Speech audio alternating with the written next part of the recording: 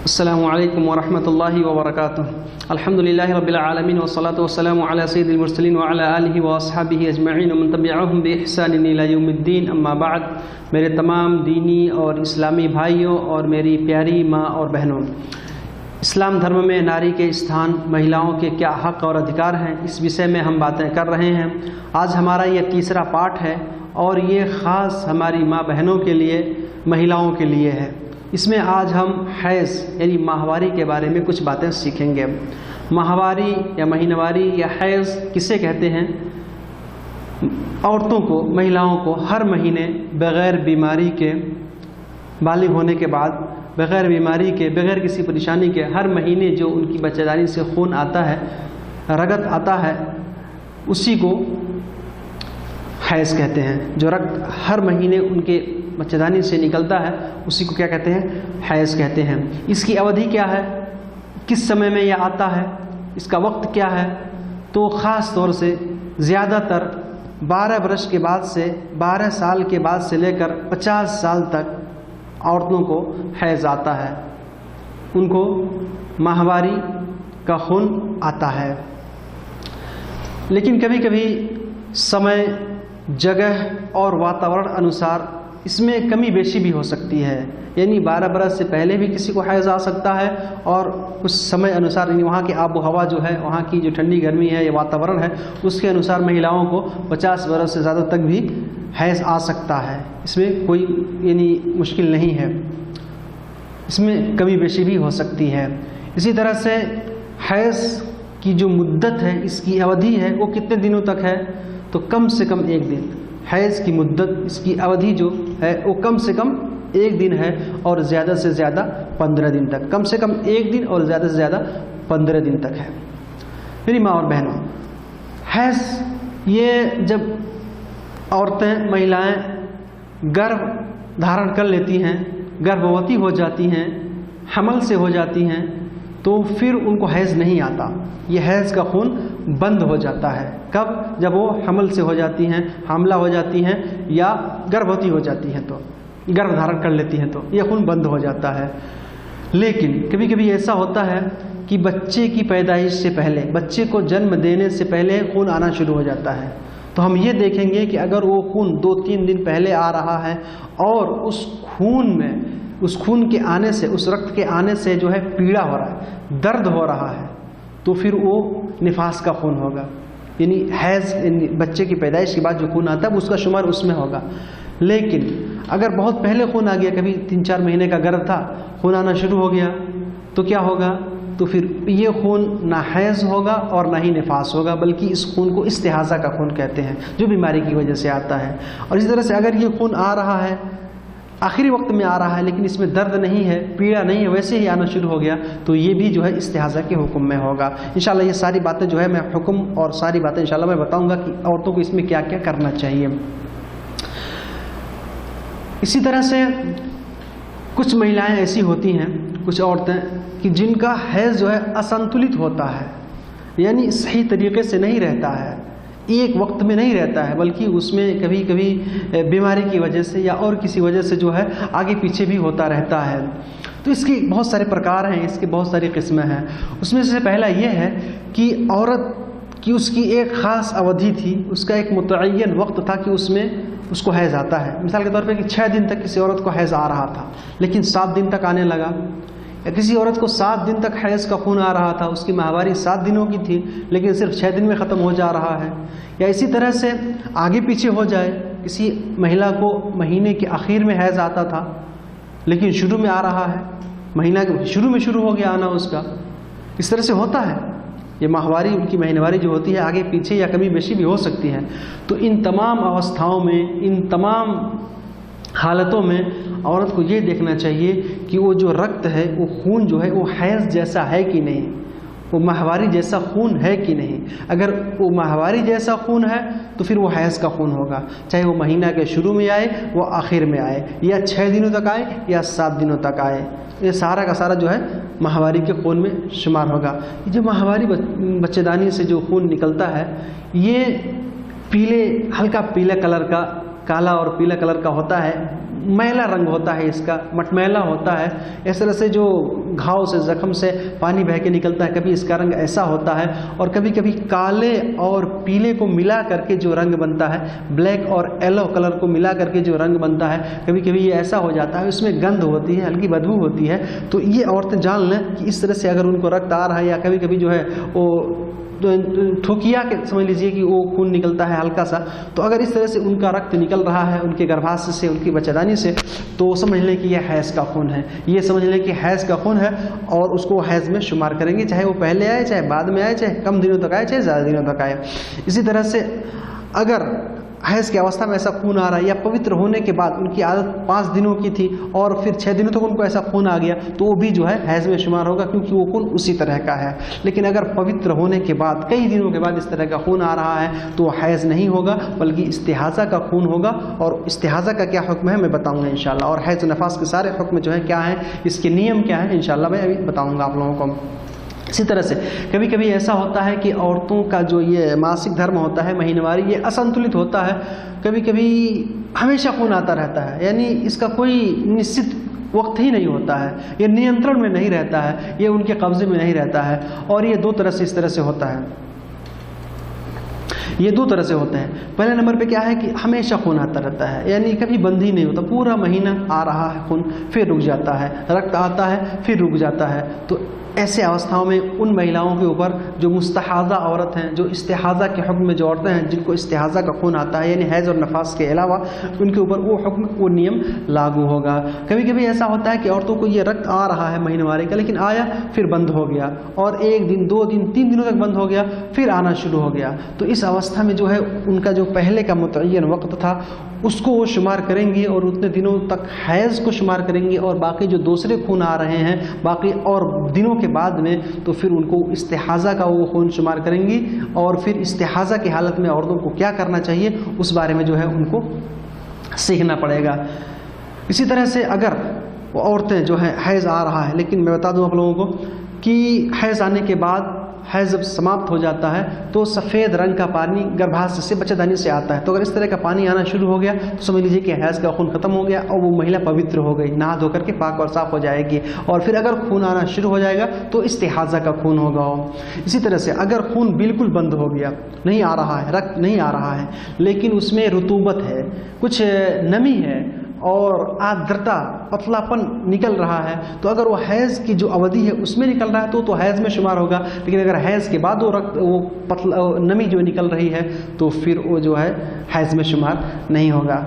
तो इस तरह से औरतों के आगे पीछे और हैज़ और इस तरह से खून आते रहते हैं और उनकी परेशानी होती है। इंशाल्लाह अगले पाठ में मैं निफास के बारे में और इस्तिहाज़ा के बारे में और बातें बताऊंगा, तो औरतों के लिए और प्रश्न हो जाएगा। लेकिन ख़ास तौर से जो औरतों को हैज़ और महीनावारी आती है, जिन महिलाओं को, जिन औरतों को, तो हैज़ की अवस्था में, हैज़ की अवधि में, हैज़ के समय में उनको क्या करना चाहिए और क्या नहीं करना चाहिए, उनके ऊपर क्या चीज़ें हराम, नाजायज़ होती हैं, अवैध और निषेध होती हैं, आइए हम ये छोटकरी में समझ लेते हैं। इसमें से पहली चीज़ ये है कि जिस औरत को हैज़ आना शुरू हो गया, माहवारी जिसकी शुरू हो गई, तो फिर उसके ऊपर नमाज पढ़ना हराम है, वो नमाज नहीं पढ़ सकती, नमाज उसका बंद, चाहे वो फ़र्ज़ नमाज हो, चाहे सुन्नत हो, चाहे नफिल हो, जिस प्रकार का भी नमाज हो, कोई नमाज नहीं पढ़ सकती। इसी तरह से हैज़ ख़त्म होने के बाद फिर उस नमाज को लौटाना, उसकी क़ज़ा करना भी ज़रूरी नहीं है, बल्कि औरतों का नमाज जो है माफ़ है, उनकी नमाज क्या है, माफ़ हो जाती है हैज़ की अवस्था में। जो भी सलाह उनकी क़ज़ा हुई, नमाज क़ज़ा हुई, वो सारे माफ़ है, वो नहीं पढ़ेंगे। एक बात यहाँ पर और जान लें हम लोग कि किसी औरत को अगर हैज़ आना शुरू हो गया और हैज़ जब उसका शुरू हुआ, तो वो नमाज जो समय था, वो समय की नमाज वो नहीं पढ़ी थी, अगर 1 रकात पढ़ने के लिए भी उसको समय मिला था उसमें, लेकिन नहीं पढ़ सकी थी, तो हैज़ समाप्त होने के बाद फिर उस नमाज की क़ज़ा करनी पड़ेगी। इसी तरह से अगर हैज़ समाप्त हो गया लेकिन 1 रकात पढ़ने के बराबर इस नमाज को पाने का समय उसके पास था, तो फिर अगर वो नमाज को नहीं पढ़ सकी तो फिर पाक होने के बाद, नहाने के बाद उस नमाज को पढ़ना पड़ेगा। मिसाल के तौर पर ये समझें कि सूरज डूब गया, सूर्यास्त हुआ, जैसे ही अब मगरिब की नमाज़ पढ़नी है, इधर औरत को हैज़ आना शुरू हो गया, इसकी महीनावारी शुरू हो गई। अब मगरिब की नमाज नहीं पढ़ी, लेकिन सूरज गुरूब हो गया था, सूरज डूब गया था। अब मगरिब की नमाज तो पढ़नी थी, लेकिन हैज़ आना शुरू हो गया। अब क्या करेगी? नमाज नहीं पढ़ेगी, लेकिन पवित्र होने के बाद फिर उसको उस मगरिब की नमाज की क़ज़ा करनी पड़ेगी, क्योंकि उसने उस मगरिब का वक्त पा लिया था, अगरचे एक ही रकात के बराबर क्यों ना वक्त पाया हो। इसी तरह से अगर हैज़ आ रहा था, बंद नहीं हुआ, लेकिन सुबह सूर्य उदय यानी सूरज निकलने से पहले उसका हैज़ बंद हो गया और उसको एक रकात पढ़ने के बराबर टाइम था कि वो नमाज पढ़ लेती, उसका खून बंद हो गया, माहवारी जो है ये बंद हो गई। तो अब क्या करेगी? तुरंत तो नहा नहीं सकती, नहाने धोने के बाद वो फजर की नमाज की क़ज़ा करेगी, क्योंकि उसको इतना समय मिला था कि वो फजर की नमाज़ पढ़ सकती थी, अगर एक ही रकात क्यों ना पढ़ सकती थी। इसी वजह से पवित्र होने के बाद, पाक और साफ़ होने के बाद, नहाने धोने के बाद जो है उसको उस नमाज की क़ज़ा करनी पड़ेगी। मेरी माँ और बहनों, इस बात को आप ध्यान से सुनें, इस तरह से हमको करना चाहिए, इस तरह से हमको भी अपने माँ बहनों को सिखाना चाहिए, औरतों को सिखाना चाहिए कि इस तरह से वो नमाज को पढ़ेंगी। बाकी अगर बीच की जो नमाज़ें हैं वो सारी जो है माफ़ है, उसको पढ़ने की ज़रूरत नहीं है। लेकिन अगर किसी वक्त को कोई वक्त दाखिल हो गया था, कोई वक्त उनको नमाज का मिल गया था, लेकिन वो नमाज नहीं पढ़ पाई थी कि उनका हैज़ शुरू हो गया, तो फिर पवित्र होने के बाद, पाक होने के बाद उस नमाज की क़ज़ा करनी पड़ेगी। इसी तरह से अल्लाह की तकबीर बयान करना, अल्लाह की महिमा और गरिमा का बखान करना, अल्लाह की प्रशंसा करना, सुबहान अल्लाह, अल्हम्दुलिल्लाह, वला इलाहा इल्लल्लाह, वल्लाहु अकबर, और दूसरी दुआएं पढ़ना, खाने पीने की दुआएं पढ़ना, सोने की दुआ, सो उठने की दुआएं पढ़ना, इसमें कोई आपत्ति नहीं है, महिला इन सब चीज़ों को पढ़ सकती हैं। इसी तरह से हदीस की किताब या इस्लाम की जो दूसरी किताब फ़िक़्ह की किताब है और दूसरी किताबें जो हैं दीनी की इस्लामी किताब है, उसको भी वो पढ़ सकती हैं और कुरान को भी सुन सकती हैं, कुरान को भी सुन सकती हैं। लेकिन अगर कोई महिला शिक्षक है, टीचर है, वो पढ़ा रही है, तो अगर बच्चे पढ़ रहे हैं और वो कुरान में कहीं गलती कर रहे हैं तो उसको जो है बता सकती है, इसमें कोई आपत्ति नहीं है। इसी तरह से वो कुरान को भी मन में पढ़ सकती है, छू करके नहीं, बल्कि अगर मन में पढ़ना चाहे जो है तो वो कुरान को पढ़ सकती है। इसी तरह से अगर कोई औरत कुरान को छूने पर बाध्य हो जाए, छूना उसको पड़े ही, तो उसके लिए ज़रूरी ये है कि ऊपर से कोई कपड़ा लगा ले या दस्ताना पहन ले। तो दस्ताना और कपड़ा लगाने के बाद आवश्यकता अनुसार, और आवश्यकता है तो कुरान को छू सकती है, लेकिन वैसे ही हैज़ की अवस्था में, माहवारी की अवस्था में कुरान को छूना जायज़ और दुरुस्त नहीं है। दूसरी बात, हैज़ा औरत, माहवारी वाली औरत जो है वो रोज़ा भी नहीं रखेगी, चाहे वो फ़र्ज़ रोज़ा हो चाहे नफिल रोज़ा हो, जो भी रोज़ा हो वो नहीं रख सकती। इस तरह से रोज़ा की क़ज़ा वो करेगी, लेकिन रोज़ा की क़ज़ा जो है वो करेगी। जब रोज़ा ख़त्म हो जाएगा बाद में, तो फिर जो है उसकी क़ज़ा उसको करनी पड़ेगी। एक बात यहाँ पे और जान लें हम कि कोई औरत अगर रोज़े से थी, उसने उपवास रखा था, व्रत रखा था, और दिन भर उसका बीत गया, अब सूर्यास्त होने का समय है, रोज़ा इफ्तार करने का समय है, कि उससे थोड़ी देर पहले उसने हैज़ का खून देख लिया, तो फिर उसका वो रोज़ा ख़त्म हो जाएगा, उसका वो रोज़ा बातिल हो जाएगा, उसका वो रोज़ा भंग हो जाएगा। बाद में उस रोज़ा की क़ज़ा करनी पड़ेगी, क्योंकि उसने इफ्तारी करने से पहले ही देख लिया कि उसका हैज़ शुरू हो गया।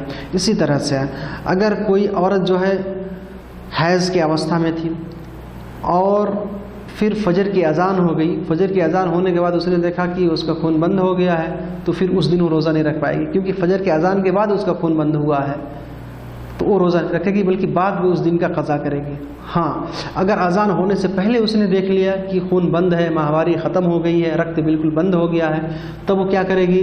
रोज़ा रख लेगी, रोज़ा रख लेगी, अगरचे अज़ान हो जाए, अज़ान होने के बाद फिर जल्दी से नहा धो ले, पवित्र हो जाए, ताकि फजर की नमाज जो है क़ज़ा ना हो।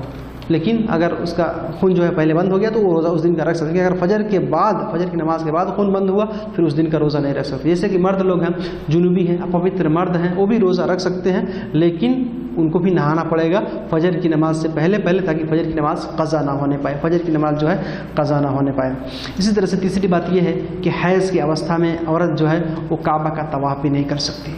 काबा का तवाफ़ करना उसके ऊपर हराम है, अवैध और निषेध है। बाकी जो दूसरी चीज़ें हज के जो दूसरे अरकान हैं, दूसरे मनासिक हैं, उसको अदा कर सकती है। सफ़ा मरवा पे चक्कर लगा सकती है, जाके अरफा में ठहर सकती है, मुज़दलिफ़ा में भी ठहर सकती है, और मेना में भी ठहर सकती है, और शैतान को कंगनियाँ भी मार सकती है, इसमें कोई आपत्ति नहीं है। बस वो सिर्फ काबा का तवाफ़ नहीं कर सकती। अगर कोई औरत काबा का तवाफ़ कर रही थी, हैज़ उसका शुरू हो गया, तो वहीं पे उसका तवाफ़ करना बंद हो जाएगा। हाँ, अगर तवाफ़ करने के बाद उसका खून आया तो फिर उसमें कोई आपत्ति नहीं है, बाकी सफ़ा मरवा पे जाके चक्कर लगा सकती है, बाकी दूसरे अरकान को कर सकती है। सिर्फ काबा का तवाफ़ करना उसके लिए जायज़ और दुरुस्त नहीं है। इसी तरह से मस्जिद के अंदर बैठना, मस्जिद के अंदर बैठना भी औरतों के लिए जायज़ और दुरुस्त नहीं। जिनको हैज़ आ रहा है, जिनकी माहवारी आ रही है, मस्जिद में ना वो बैठ सकती हैं, ना ही उसमें ठहर सकती हैं। अलबत्ता अगर आने जाने की बात है तो उसमें कोई आपत्ति नहीं है, वहाँ से गुजर सकती हैं, उसमें बैठना उनके लिए मना किया गया।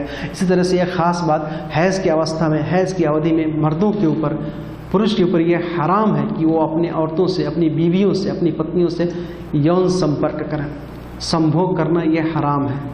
अलबत्ता अल्लाह की कृपा से, अल्लाह के फजल व करम से और दूसरी चीज़ों से मज़ा लेने में कोई आपत्ति नहीं है।